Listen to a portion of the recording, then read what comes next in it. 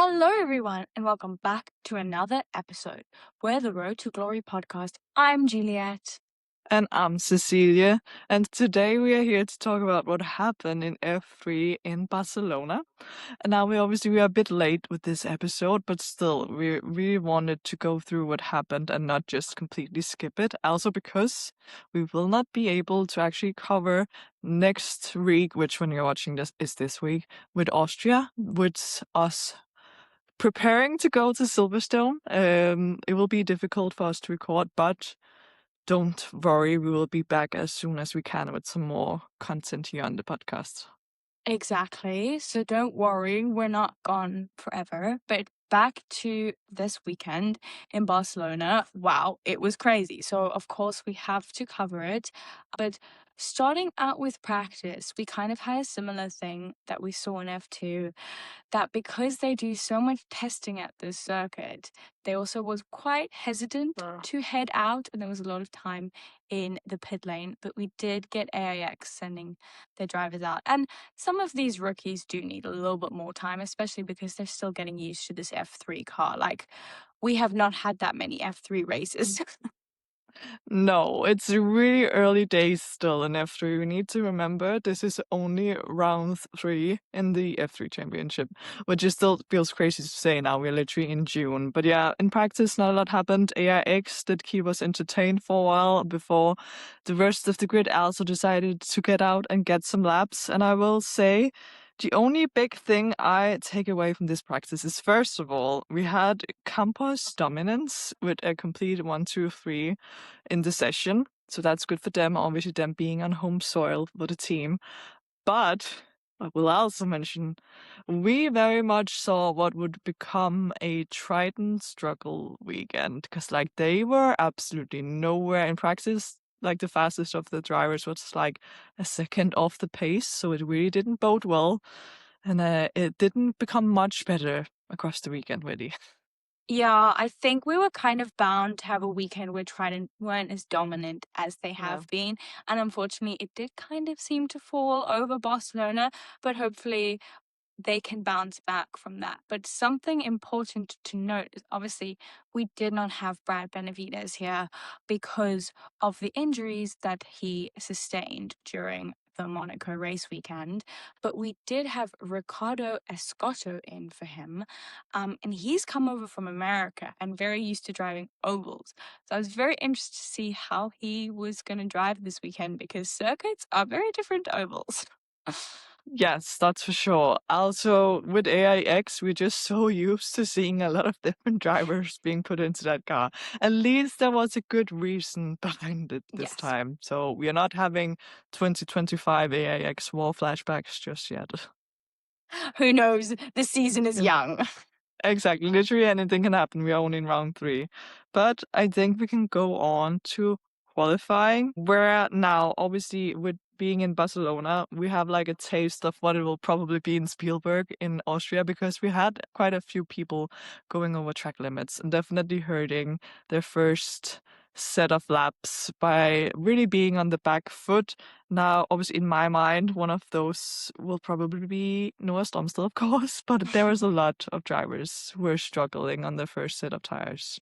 Yeah, we got a lot of track limits and laps deleted, which isn't great because, they're trying to put a nice banker lap in the beginning of quali and they're just going over the lines. But we did see like Ugo land up being fastest after the first flying laps.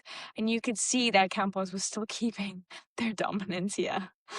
Yes, because then when people got out on their second set of tires to set their next fast laps, we did have Théophile Näel being fastest with like nothing between him and Ugo.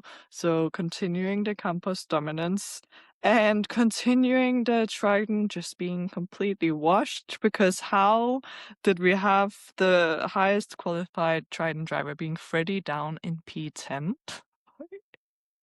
Is not what we usually see. It isn't. And also, I have to mention that obviously with Trident, the talk going into the season was that their whole lineup was so goated and like it could be so well for them, such a good season. And now, of course, we're only 3 rounds in. But It hasn't been as good as I No. was expecting it to be. No, definitely. We've really seen Campos way more dominant than Triton actually has been. But I mean, both teams are doing super well considering. It's just like I just don't know which one's gonna land out on top because those are the top two teams. Let's be real.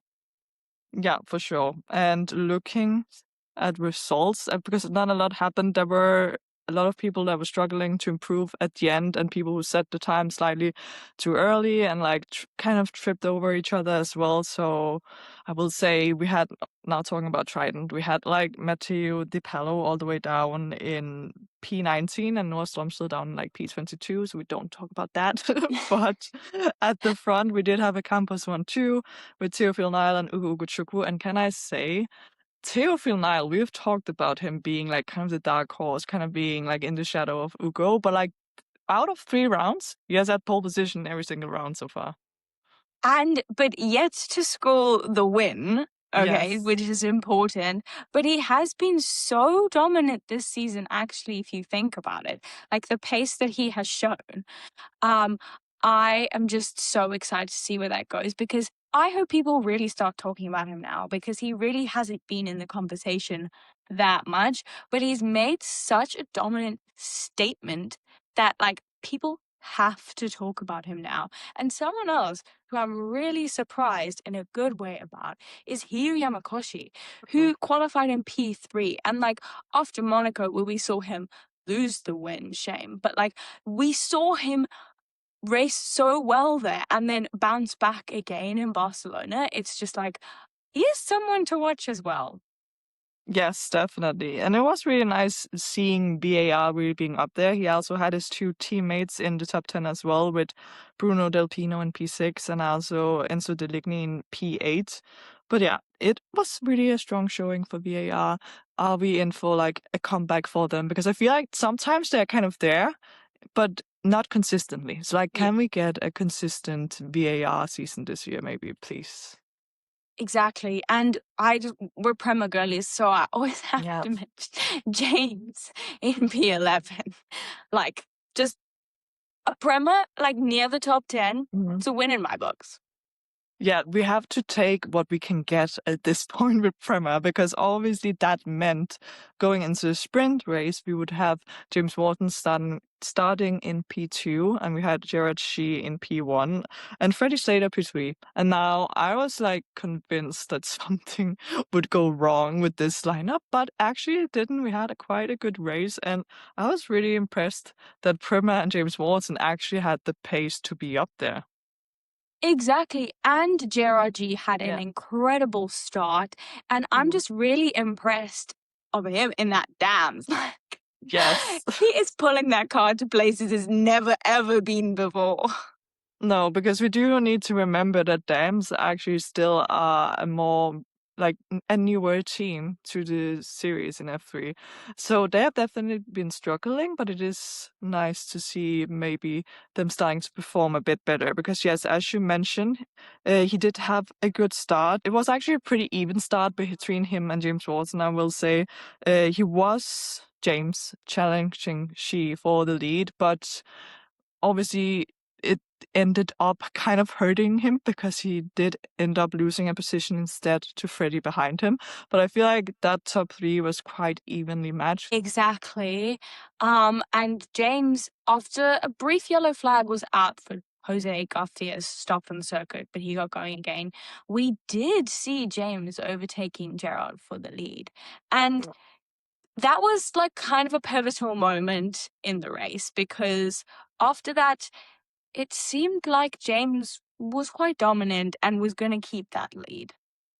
Yes, it was very much only the start of the race where James was struggling a bit because he very easily got back past Freddie up to P2 and then She up to P1. It was so annoying when he overtook for the lead. It was actually during a replay. So it was like, oh, okay, so now he has the lead. Great timing. Exactly. Like, could we not have seen like that's kind of an important moment? Yeah, but it's what happens. And other thing happening in the field, I will say it was pretty much a clean start for everyone. And I'm sorry for just randomly dropping in Noah and everything I'm talking about. He's really irrelevant this weekend, sadly, because he did qualify badly. But since he qualified all the way down P22, obviously he had a lot of positions to make up. And we also can see that Trident still has more pace than being all the way down there. So actually, within the first opening lap or so, I think he was all the way up in P15. So he was definitely on a charge. I will say he ended up being P11 in both races, so like the worst position he could manage to get way up to. But like at least I got entertained by seeing him doing some incredible overtakes across both races. Exactly. He's just like honing his overtaking skills. He's reminding himself like he can fight his way up the grid. Exactly, and he'll be better and stronger when we get to Silverstone in a couple of weeks when I'm there. That's the plan. I see you, Noah. Exactly. He's saving it for us. Yes, cannot wait to see that. But now back to what happened higher up the field. Also, another point to make. It was kind of a funny situation when James took the lead because we did have Jose Garcias, his teammate for Prema, being completely out of position. Like he was about to be lapped by him already because of his own misfortunes, which was really like, first of all, it was confusing looking at because every time I saw the leading Prema, I thought it was James and then it Yeah. wasn't. So I think it was a wise decision for the Prema team to just ask Afias to like just come into the pits so he would like get at the back of the field again, kind of like not be in the way of James, basically. Exactly, which was really smart team orders because they really need to focus on this win. And obviously, Jose is like, he's not going to do anything by being lapped. Like, he might as well just fall right back to the edge of the pack. Exactly. But yeah, then we did have the full safety car after Ernesto Rivera's car being first just called as a virtual safety car, I believe, and then like they couldn't get it away. So like they had to call the full safety cars, which I'm sure wasn't what James Watson wanted to see in the lead, but nonetheless, he still managed to restart quite well. Like it wasn't like he just pulled away. He was definitely under pressure from behind, but still managed to keep the lead. Everything was fine. And an important note to make in Freddie's race is he actually overtook Gerard just before the virtual safety car. So that was a position made for him. Yes, so he was the driver behind James, breathing down his neck, but not quite able to get into that lead. So yeah, it was very clear that James's mission was just to try to break that DRS 1 second, because still in F3, DRS is very powerful, especially at tracks like this. So that was a crucial part of the race to keep that lead. Definitely. And he got a great restart when we were green again on lap 11. Which I was like, yes, James. Like he hasn't been that in the front of the field. So these restarts are very important for him. And it was a great restart. I will say what's coming up next is we did get a lot of penalties towards like the middle part of the race coming through. And like, honestly, at some point, like I kind of lost track of what the penalties were for because like people were getting multiple penalties. A couple of them were actually for like not following the race director's orders for gaining an advantage, which we can see where they rejoin the track at a place they're not meant to and then gain a lasting advantage and don't give that back. But we did then have a bit of an off moment for Ugo, who came into the weekend like quite dominant, but he actually spun off and was into the gravel after trying to overtake a VAR. Yeah, it was such an unfortunate moment because up until that point, he actually had a great race.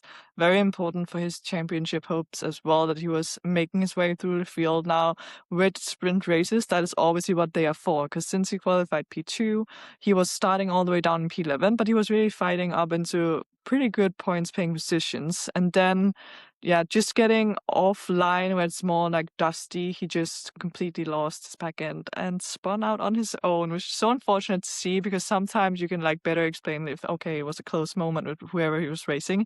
But it was very much just his own mistake, unfortunately, that took him out of the race. Exactly, which then brought out a safety car. Yes. And now with James being practiced in how to do the restart, he did manage to like make a pretty good restart again when we got going on lap 16. So nothing too crazy there, even though he did still have Freddie on his tail. So like, still, it wasn't easy, but he still managed to pull it off. And again, yeah, trying to break DRS. But other than that, we had some more penalties. I think Nicola Lacorte got a penalty randomly later in the race for like a jump start. So like that's always kind of disorienting when it's happened so long ago. But yeah. No, exactly. And then we also got a 5-second penalty for Christian Ho for a false start. So they were looking into the starts like way towards the end of the race, but at least we got it during the race, which we've spoken about. It's very important for them to serve their penalties during this race instead of it being converted into a grid drop later on. But yeah, we did get a 10-second time penalty for Brando. I don't know what for. I've just got 10-second time penalty for Brando written down. I think it could have been for causing a collision, but I'm not sure who it was with, actually. There's a lot happening, because also talking about the Triton downfall, DePalo, even though he did make it kind of up the field, not as quickly as Noah, he had passed him like long ago. He had a contact with a rodent, but that was one of the other ones, so not a great time for him either.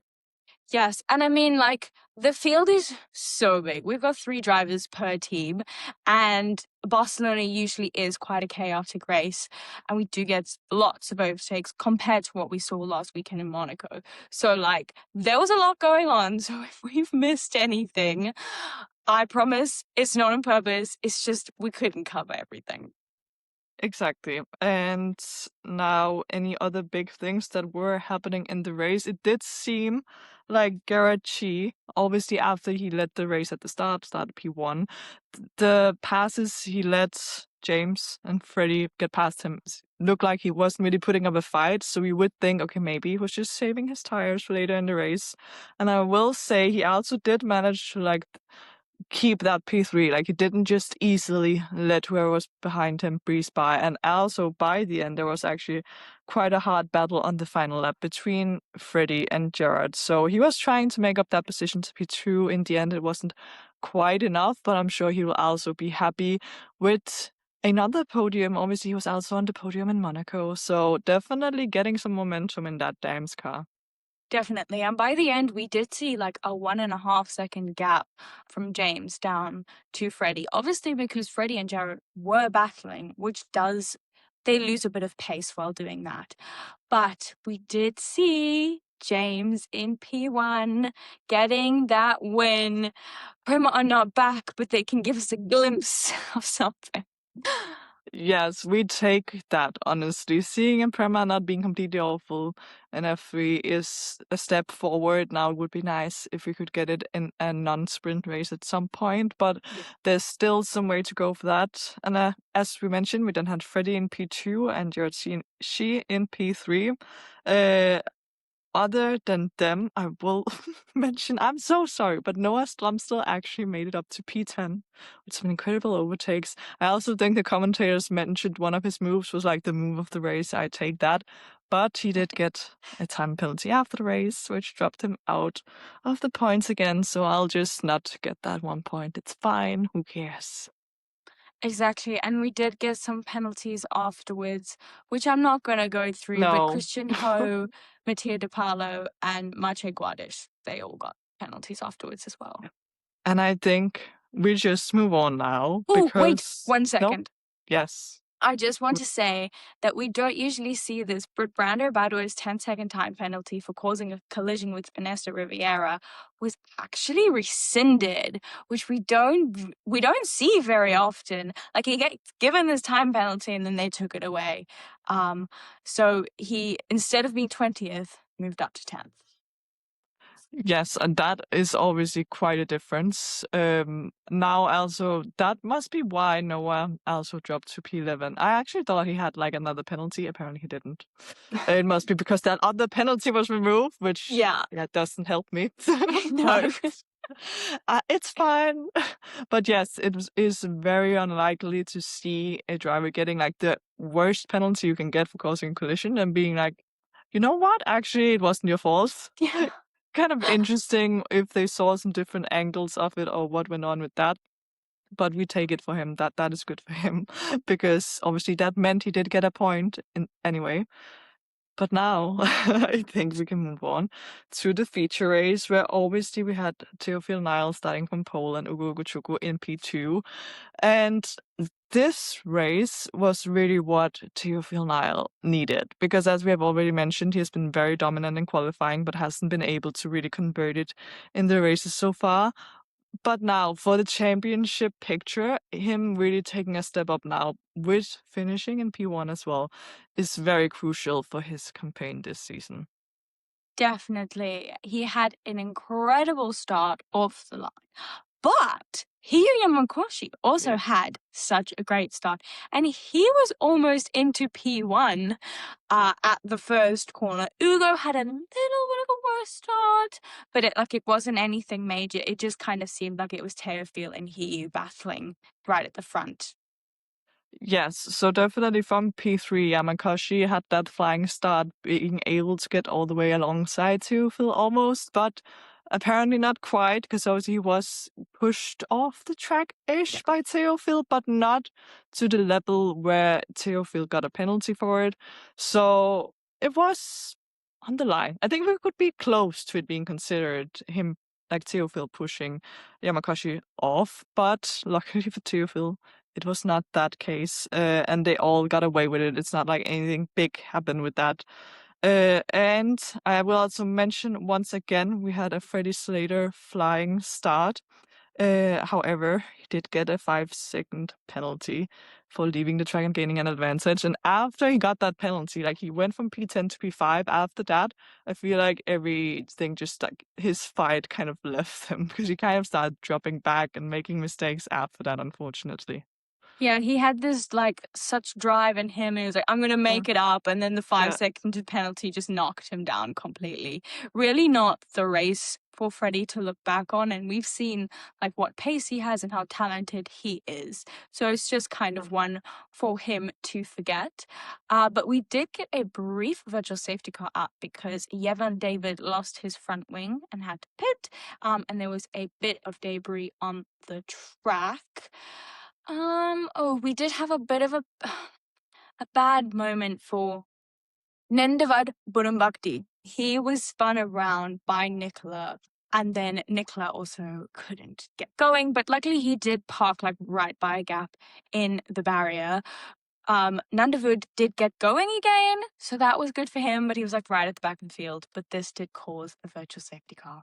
Yeah, and it's just not what you want to see because obviously they both drive for dams. We just talked about how dams maybe are making their way up a bit, but it helps if teammates don't collide. So that was very Yes. unfortunate, but maybe not a surprise with Nicola Lecorsi being involved. I'm sorry, but it has to be mentioned. But yeah, in general, this race, I feel like there are a lot of virtual safety cars just randomly popped in across the race. We had a lot of virtual safety cars. We did, and then we actually got some penalties for virtual safety cars infringements, like for Jin Nakamura, which when there's so many like small, very short virtual safety cars that are like thrown briefly for some debris on the track, we do seem to get these penalties being given. But also, what we were seeing around this time is actually Ugo fell out of the DRS of Hiyu Yamakoshi, and I was honestly, this entire weekend, so impressed with Hugh. Like, Yeah. I'm really excited to meet him at Silverstone now. Like, he's one of those drivers that I didn't really know coming into this season, and he's just like come in and really impressed me. I agree because again, now I didn't know too much about him, but looking at the VAR lineup, I think a lot of attention went to Enzo Deligny, obviously because he really performed well in Freca the year before. But he has kind of been one of the drivers who are more at the back of the trio so far. Obviously, we're still early in the season, but I definitely agree that I've been really impressed with Yamakoshi as well. And talking about VAR and talking about Ugo struggling, obviously we did have Bruno Del Pino actually challenging for that final podium position. And for a while, the dream lived on of him getting a home race podium because he did manage to pass Ugo for P3, but unfortunately it wasn't for long, and he did end up dropping back to P5 at the end of the race. It did seem like Bruno was struggling with his tires a little bit Yeah. towards the end of the race, and Freddie also kind of did the same thing that Ugo did. Yeah, because obviously we had Ugo retaking the final podium position, and we Yes. also had Brando Badua and Enzo Deligny passing Bruno Del Pino. Actually, so he did end up P6. Um, so what I will say with that is not a lot happened at the front at the end of the race, but oh my god, at the back of the top 10, so like P9, P10, P11, P12-ish, like that area, the racing we had going on there was absolutely kicking off. Like it was like watching go-kart racing. It was insane, and I'm happy that no big collisions or anything happened because oh my god, it was so entertaining to watch. It was really good racing, but we were like 3 abreast for the Yeah. final point position on lap 23, and I was stressing because, again, as you said, like, I'm imagining a big crash here, but luckily everyone came out unscathed. Yes, and the people who did end up with the final points was the ART duo with Taito Kato and Matthias Skladish. I'm sorry still for mispronouncing that probably. But good for ART because like they have kind of not really been there this season, and now again it's just like the small points, but it's still better than nothing. But that was kind of the result of the race. I feel like I mentioned the results. We had started with the front runners and then with the back of the top 10, but not the ones in the middle. Anyway, you can look up the result. We can also put it on the screen if people want to see the real order. It's fine. Yes, and it was just like this race really was insane and great for Théophile. Like, I feel like this might be a bit of a turning point for him Yeah. because we have seen him so dominant in qualifying, but now that he's converted it to the win, like, are we gonna see this like trend continue to happen or not? And we did get the first podium for He after he lost the last one in Monaco. So really happy, honestly, loved the podium. And it was a great weekend overall. I'm really excited to see what happens in Austria, even if we don't necessarily cover it, because life is very busy for us with going to Silverstone. And the week before Silverstone, obviously, so much happens in London. If you're here, you should definitely head to all of the stuff that's happening in London because F1 Academy have just announced that they actually have like a pop-up there on like the weekend before. I might be there because I'm in the same country, so I can make it there. Yeah. That's a good start being in the same country. Now, when I catch you, the person who planned this F1 Academy pop-up, because what do you mean? I arrived the evening of the last day to have the pop-up. Could they not have waited for me? That is all I asked for, but it's fine. At least I am fortunate enough to actually being able to see them race at Silverstone, which I know not everyone going to the pop-up will be. So it's Yeah, okay, but definitely if you are in the London area, go check that out for sure. definitely. But we hope you enjoyed this episode.